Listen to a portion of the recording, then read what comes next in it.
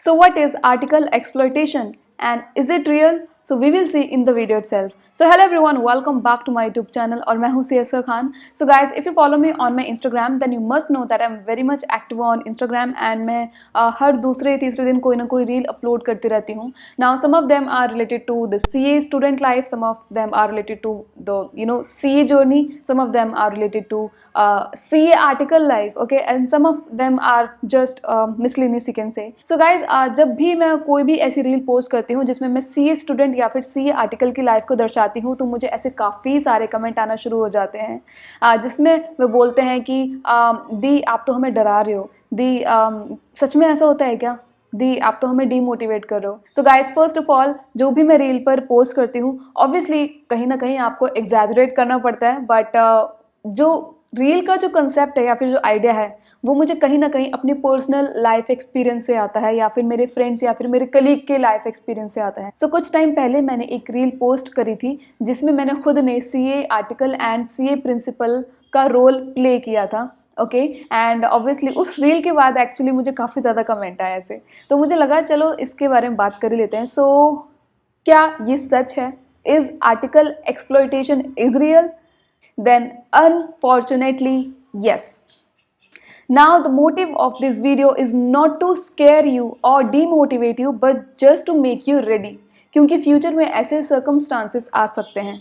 Okay, in that case आपको ये नहीं सोचना है कि आप अकेले हैं, ठीक है. नाउ गाइज इस वीडियो में जो भी मैं बात करने वाली हूँ हो सकता है आप में से कुछ % सेक्शन ऐसा हो जो उससे रिलेट ना कर पा रहा हो सकता है कि आपका जो एज अ CA आर्टिकल आपका जो एक्सपीरियंस है बहुत अच्छा रहा हो, बट जितने लोगों से मैं मिली हूँ, मैंने खुद ने जो भी एक्सपीरियंस किया है उसके बलबूते पर मैं ये कह सकती हूँ कि 90 to 95% CA आर्टिकल्स ऐसे होते हैं जो अपनी CA आर्टिकलशिप से सेटिस्फाइड नहीं होते हैं या फिर आप कहिए कि कहीं ना कहीं वो एक्सप्लॉइट होते हैं.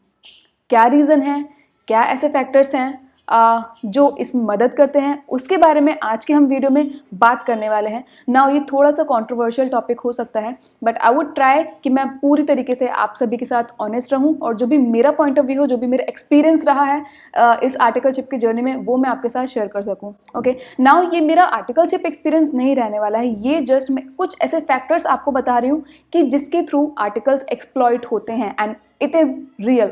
Okay, so one of the major factor for the article exploitation is the working hours. So मैंने अपनी आर्टिकलशिप वाली वीडियो में ऑलरेडी ये चीज़ बताई थी कि ICAI recommended working hours are 35 hours per week.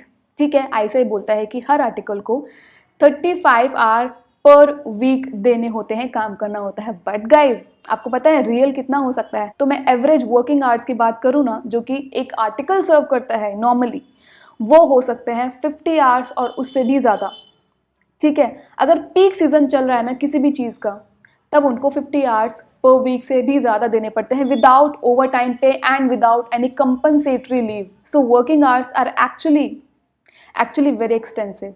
ठीक है, नाउ ये जो डमी आर्टिकलशिप का जो कंसेप्ट है, जो मैंने अपनी एक और वीडियो में बात करी है अबाउट डमी आर्टिकलशिप, ये भी यहीं से ही आया है, क्योंकि स्टूडेंट्स को ये लगता है कि उनको टाइम ही नहीं मिल पाएगा पढ़ाई के लिए, इसलिए वो डमी आर्टिकलशिप की तरफ चले जाते हैं.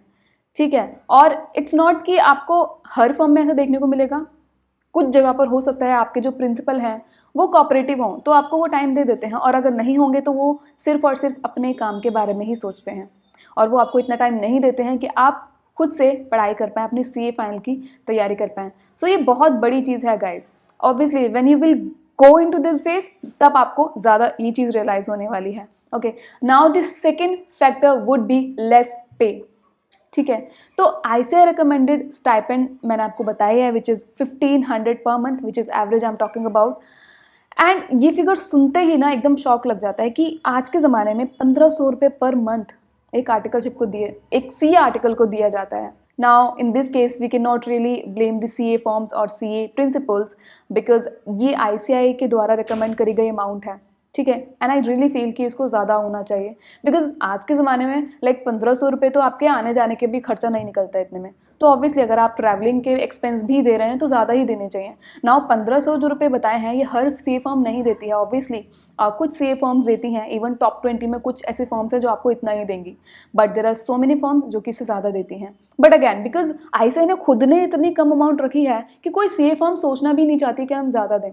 Okay, it's up to them, अगर वो ज़्यादा देना चाहते हैं then that's really sweet of them, but otherwise normally कम ही होता है। बिकॉज अगर आप पढ़ाई कर रहे हो और साथ में इतना सारा काम भी कर रहे हो तो आप एक्सपेक्ट करोगे कि थोड़ा बहुत तो मिल ही जाए, जितने में हम अपना एटलीस्ट एक्सपेंसेस तो निकाल ही सकें। नाउ आपको पता है गाइज, एक जो सी आर्टिकल है उसको मजाक में काफ़ी बार क्या बोला जाता है, इंडियाज़ चीपेस्ट एजुकेटेड लेबर, जो कि सुनते ही I feel really bad, but I can not deny the fact that it is actually true. Because obviously इतना कम पे आउट मिलता है तो उनसे कम पैसों में ज़्यादा काम निकलवाया जाता है। That is why they are called as India's cheapest educated labour. Now the next factor could be the mental exploitation, जो कि मैंने पर्सनली भी एक्सपीरियंस किया है, एंड मैंने नहीं, बहुत सारे मेरे कलीग्स एंड फ्रेंड्स ने भी ये चीज़ एक्सपीरियंस करी है। ओके, नाउ कैसे, ठीक है, चलो हम मानते हैं कि आप हमें ट्रेनिंग दे रहे हो इसलिए हमें आप पैसे भी कम देते हो, कोई बात नहीं, we are agree on that.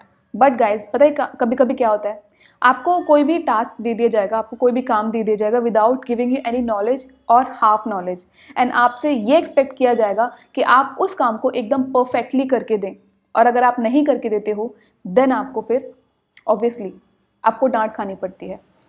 And 18 से 22 के एज में मोस्टली स्टूडेंट्स आर्टिकलशिप कर रहे होते हैं, और जब उनके साथ ये होता है ना तो उनका जो कॉन्फिडेंस है ना एकदम ड्रिप हो जाता है, एकदम डाउन चला जाता है। मैंने ये चीज़ बहुत ज़्यादा एक्सपीरियंस करी है अपने आर्टिकलशिप फेज़ में।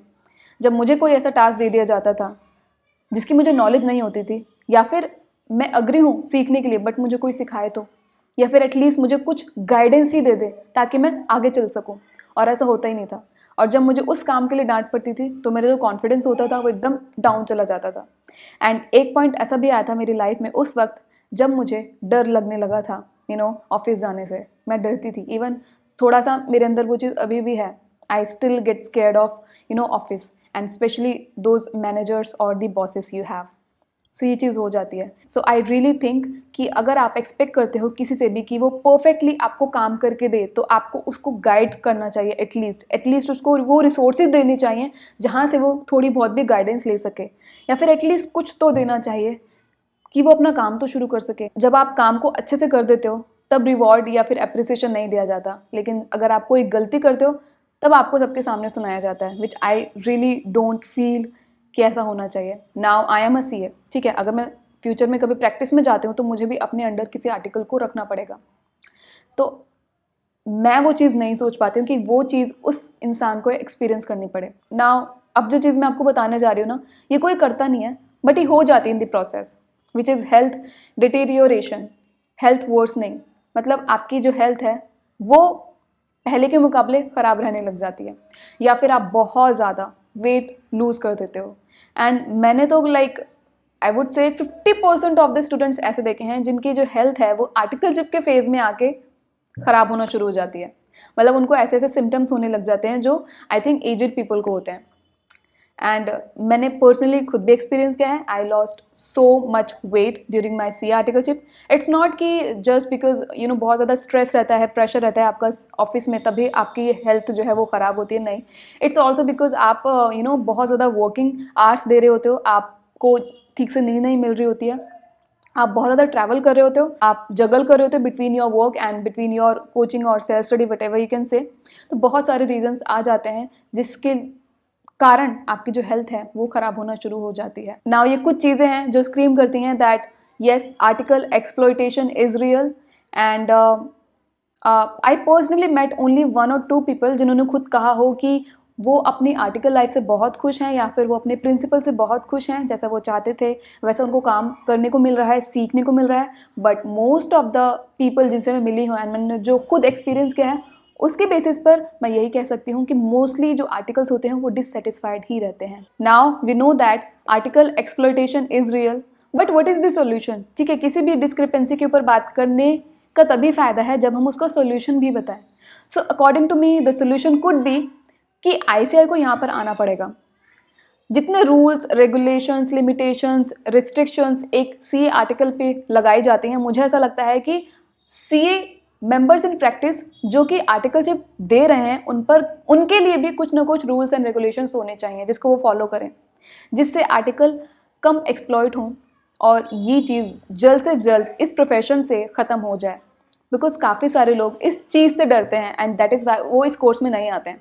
आपने एक चीज़ नोटिस करी होगी कि कुछ अटेम्प्ट से जो सीए फाउंडेशन की रजिस्ट्रेशन है वो डिक्लाइन होती जा रही है। So one of the reason could be this also, because उनको पता होता है या फिर उन्होंने अपनी फैमिली में या फिर अपने एरिया में या फिर उनको कहीं ना कहीं से पता चल जाता है कि इनकी लाइफ तो ऐसी हो जाती है, तो वो डर जाते हैं एंड दैट इज़ वाई वो फिर इस कोर्स के बारे में सोचते ही नहीं है।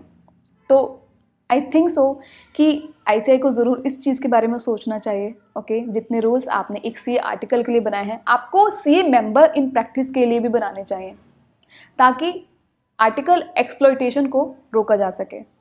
So yes, so this was all about the video. Again I would say कि मैं आपको डीमोटिवेट या फिर आपको डराने के लिए कोई भी वीडियो नहीं बनाती हूँ। It's just to show you what is the reality. Okay जिससे मैं गुजरी हूँ या फिर कोई और गुजरा है जिसको मैंने देखा है।